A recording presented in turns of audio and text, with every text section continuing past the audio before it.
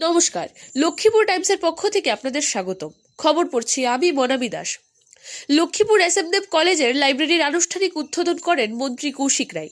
মঙ্গলবার সকাল 10টায় ফিতা কেটে তিনি উক্ত লাইব্রেরির উদ্বোধন করেন। উক্ত লাইব্রেরির স্থাপনের জন্য মন্ত্রী কৌশিক রায় তার ব্যক্তিগত তহবিল থেকে 20 লক্ষ টাকা অনুদান করেন। মঙ্গলবার লক্ষ্মীপুর এসএমদেব কলেজ পরিচালন কমিটির সভাপতি সন্তোষ চক্রবর্তীর পৌরোহিত্যে অনুষ্ঠিত সভায় প্রধান অতিথি হিসেবে উপস্থিত ছিলেন মন্ত্রী কৌশিক রায় ও বিশেষ অতিথি হিসেবে উপস্থিত ছিলেন আসাম মণিপুরী উন্নয়ন পরিষদের চেয়ারম্যান রীনা সিংহ, লক্ষ্মীপুর পৌরসভার চেয়ারম্যান মৃণাল কান্তি দাস, পৌর কমিশনার গুঞ্জন কর, সমাজসেবী প্রদীপ কুমার দে, আসাম বিশ্ববিদ্যালয়ের সংস্কৃত বিভাগের অধ্যাপক গোবিন্দ শর্মা, পয়লাপুল নেহেরু কলেজের অধ্যক্ষ শুভজিৎ চক্রবর্তী, অবসরপ্রাপ্ত শিক্ষক আই বিনোদ সিংহ, উক্ত কলেজের অধ্যক্ষ তাপস দেব, ভারতী সিংহ সহ অন্যান্যরা।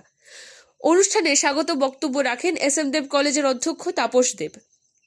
তাছাড়া অনুষ্ঠানের প্রধান অতিথি মন্ত্রী কৌশিক রায় বক্তব্য রাখতে গিয়ে বলেন, তিনি এই কলেজের পরিকাঠামো উন্নয়নের জন্য আরও 50 লক্ষ টাকা দেবেন বলে ঘোষণা করেন।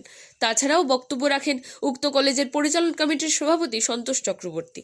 অনুষ্ঠানে উদ্বোধনী সঙ্গীত পরিবেশন করেন উক্ত কলেজের ছাত্রীরা।